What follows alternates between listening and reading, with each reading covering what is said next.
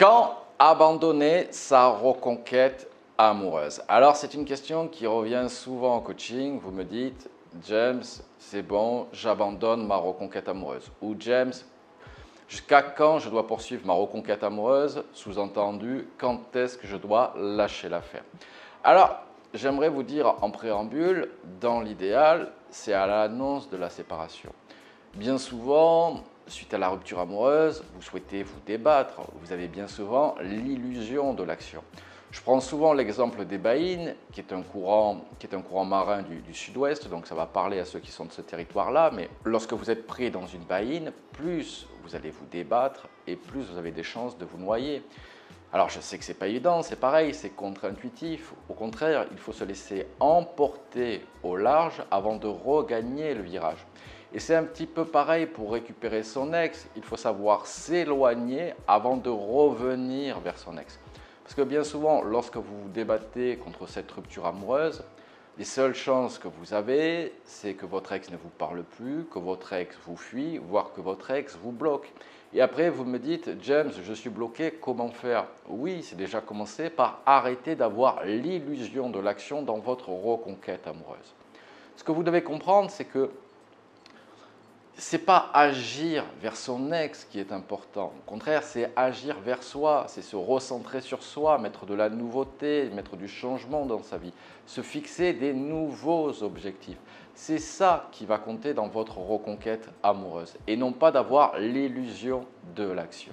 Également, vous faites une erreur, c'est que bien souvent, vous souhaitez sauver votre couple. Ça ne fonctionne pas, j'ai une mauvaise nouvelle, la rupture amoureuse signale que votre couple est définitivement terminé, que la relation amoureuse n'existe plus. Récupérer son ex, c'est construire une nouvelle relation avec son ex et non pas sauver son couple comme vous le faites bien souvent. Et c'est pour ça que vous avez une tendance à la verbalisation excessive. C'est que vous surestimez votre capacité à justement convaincre votre ex qu'une nouvelle relation est possible. Votre ex n'est pas bête, sinon pourquoi chercher à récupérer son ex? Votre ex, donc étant sain d'esprit, juge selon ses critères, selon ses valeurs, que la relation n'est pas épanouissante. Donc lorsque vous êtes dans une relation qui n'est pas épanouissante, eh bien, il y a une seule chose à faire, c'est se retirer de l'équation, c'est sortir de cette relation. Et c'est ça, à travers la rupture amoureuse, que vous dit votre ex. Également, deux autres erreurs que vous faites fréquemment, c'est que la première, c'est que vous allez courir derrière votre ex. J'en reviens à l'illusion de l'action et ça ne fonctionne pas. Mais surtout, vous allez mettre votre vie en pause, vous allez mettre votre vie en stand-by. Finalement, l'espoir de récupérer votre ex vous empêche de récupérer votre ex. Parce que vous dites, je ne dois rien faire de ma vie, je dois juste attendre en espérant que mon ex change d'avis. Mais malheureusement, vous risquez d'attendre bien longtemps. Encore une fois, c'est contre-intuitif, mais c'est lorsque vous allez reprendre votre vie en main. C'est lorsque vous allez tourner la page de ce passé qui est douloureux, qui a amené justement à une séparation, qui va faire que vous allez augmenter drastiquement vos chances de récupérer votre ex. Et bien souvent, lorsque je vous ai en coaching ou lorsque vous me contactez, vous me dites « c'est fou James, ça faisait 2-3 mois que j'espérais plus rien et mon ex est revenu à mes nouvelles. Je revois mon ex prochainement, j'ai un rendez-vous prochainement avec mon ex. » Et ce que vous devez vraiment comprendre, c'est qu'il vous faut tourner la page au plus vite de cette ancienne relation. C'est pour ça que lorsque vous mettez votre vie en pause, lorsque vous restez entre guillemets dans votre tristesse, vous ne pouvez pas récupérer votre ex. Donc, j'ai envie de vous dire, lorsque vous me demandez quand abandonner ma reconquête amoureuse, j'ai envie de vous dire le plus tôt possible, le plus rapidement possible pour vous recentrer sur vous, sur vos objectifs. Et également, vous me demandez souvent, est-ce que je dois dire à mon ex que j'abandonne ma reconquête amoureuse? Dois-je dire à mon ex que j'arrête de lui courir après? Mais j'ai envie de vous dire également, votre ex s'en moque complètement. Bien souvent, en plus, si vous êtes honnête, vous faites cela un peu comme un ultimatum. Un peu pour que votre ex se dise « Ah, ça y est, il abandonne sa reconquête amoureuse, finalement, j'ai changé d'avis, je veux me remettre avec toi. » Cela ne marche pas. Il ne sert à rien de le dire, il faut le faire. Votre ex, si vous préférez, en plus, a abandonné, pense à tort ou à raison que vous êtes incompatible pour une relation amoureuse. Le fait que vous lui dites « j'abandonne ma reconquête amoureuse, j'arrête de te courir après », votre ex va se dire au mieux « enfin il ou elle a compris », au pire que vous ne comprenez rien parce que ça fait peut-être 3 semaines, 2 mois, 3 mois, 6 mois que votre ex n'attend rien de vous. Donc n'essayez pas à travers cette ultime négociation, cet ultime ultimatum, de faire basculer votre reconquête amoureuse, ça ne marchera pas.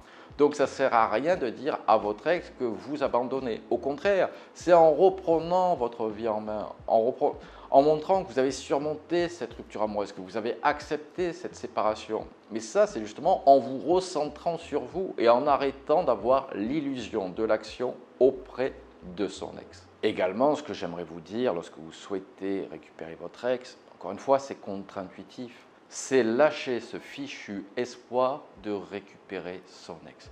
Parce que, encore une fois, lorsque vous avez cet espoir, alors bien évidemment, c'est celui qui vous engage dans un processus de reconquête amoureuse. Mais malheureusement, c'est celui qui va faire que vos actions vont être dictées par vos émotions. C'est que vous allez essayer de vous battre pour attirer l'attention de votre ex. C'est là que vous allez avoir l'illusion de l'action. C'est là que vous allez avoir tout un tas de fausses bonnes idées. La lettre, la déclaration, la demande en mariage, et également du type « voilà, mon ex est évitant ». Tous les ex sont évitants quand vous êtes vecteur de stress. Ce n'est pas un trait de personnalité. Si votre ex a une personnalité évitante, il ou elle l'aurait été dès la première minute où vous l'avez rencontré. Et bien souvent, vous me dites « oui, avec mon ex, ça se passait super bien, etc. J'ai fait le con ou j'ai fait l'imbécile, etc. Et là, mon ex est évitant. » Non, c'est votre ex vous évite juste. Ce n'est pas un trait de personnalité. Donc, arrêtez avec vos ex évitants. C'est juste que votre ex en a marre de vous parler, en a marre de vos facéties, et donc votre ex vous évite. Vous savez, je prends un parallèle. Étant donné que je suis chef d'entreprise, tous les jours, je suis contacté par des commerciaux qui veulent ceci, qui veulent cela. Pourquoi je les évite? Ce n'est pas parce que j'ai une personnalité évitante, c'est parce que sinon, je passerai ma journée à parler à des commerciaux et je n'ai pas le temps et je n'en ai pas l'envie. Donc, vous voyez bien que lorsque une personne devient vecteur de stress ou lorsqu'une personne voilà, vous la jugez comme une perte de temps, ben forcément, vous allez l'éviter. La vérité, finalement, c'est que votre ex, avec la séparation, juge, encore une fois, à tort ou à raison, que votre ex peut avoir mieux. C'est ça que vous devez comprendre avec la rupture amoureuse. Et donc, c'est pour ça que je vous dis qu'il faut rehausser votre valeur, mais ça dans tous les domaines de votre vie. Parce qu'en ayant l'illusion de l'action, en courant derrière votre ex, j'ai envie de vous dire, en vous soumettant totalement, parce que c'est ça que vous faites bien souvent, vous passez tous les caprices de votre ex, vous perdez votre personnalité, vous perdez votre authenticité, et donc vous continuez à dégrader votre valeur. Vous savez, ce n'est pas parce qu'on vous supplie que votre valeur augmente, ce n'est pas parce qu'on vous supplie que vous avez envie d'être avec cette personne. Au contraire, au mieux, votre ex aura de la compassion, mais bien souvent, votre ex commencera à avoir du mépris. Et lorsqu'on a du mépris pour une personne, je vous laisse imaginer les probabilités ou les chances que vous avez de sortir avec cette personne. Également, et je vous le dis souvent dans mes vidéos, le meilleur moyen de récupérer son ex, c'est de construire, ou plutôt de reconstruire sa vie comme si votre ex n'allait jamais revenir dans votre vie. C'est-à-dire que si votre ex ne revenait jamais dans votre vie, vous allez vous refixer des objectifs. Vous allez apporter des changements, des nouveautés, vous allez mettre en place des actions. Et bien c'est ce que vous devez faire. Aussi contre-intuitif que cela puisse paraître, c'est lorsque vous ferez comme si votre ex ne reviendrait jamais dans votre vie que vous pourrez faire revenir votre ex. Également, bien souvent, ce que vous inspirez à votre ex, à vos amis en commun, à votre famille, c'est de la tristesse et de la peine. Bien souvent, votre ex ne vous a pas quitté par gaieté de cœur. Votre ex ne dit pas « génial, mon ex est malheureux ». Mais lorsqu'une personne est malheureuse, lorsqu'une personne transpire la tristesse, le malheur, etc., ce n'est pas attirant, ce n'est pas séduisant. Vous savez, hormis Mère Teresa, votre ex veut une personne qui soit épanouie et heureuse pour lui et par lui-même. Donc, incarner à nouveau, c'est ce que vous étiez en début de relation. Vous étiez autonome émotionnellement, vous étiez heureux dans votre vie, vous aviez vos projets, vos lobbies, vous aviez vos activités. Et là, bien souvent, avec la relation, tout s'est rétréci comme peau de chagrin. Donc c'est ça que vous devez retrouver absolument.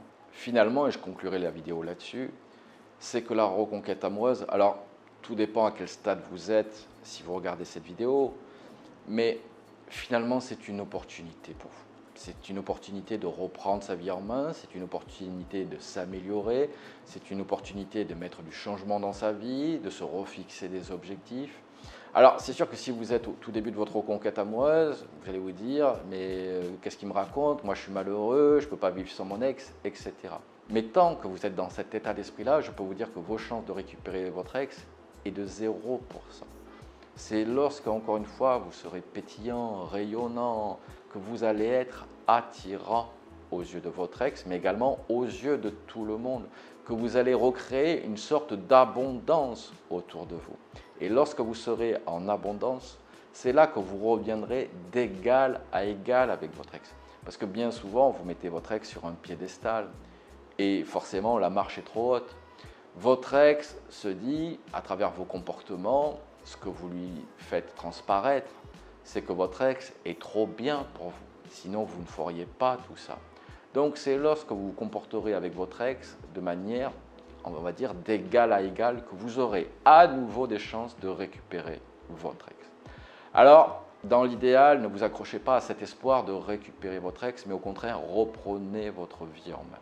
Et c'est comme ça que vous allez augmenter drastiquement vos chances de récupérer votre ex. Allez, messieurs, dames, je vous quitte là-dessus. Si vous avez aimé cette vidéo, n'oubliez pas le pouce en l'air qui fait toujours plaisir. Abonnez-vous à ma chaîne, comme ça vous recevrez toutes mes vidéos. Et je vous dis à très bientôt avec James D.